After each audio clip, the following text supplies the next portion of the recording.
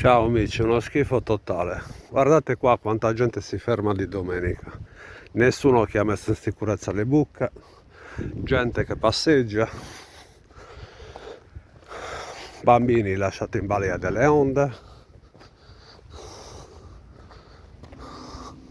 e nessuno che si preoccupa di mettere in sicurezza la zona.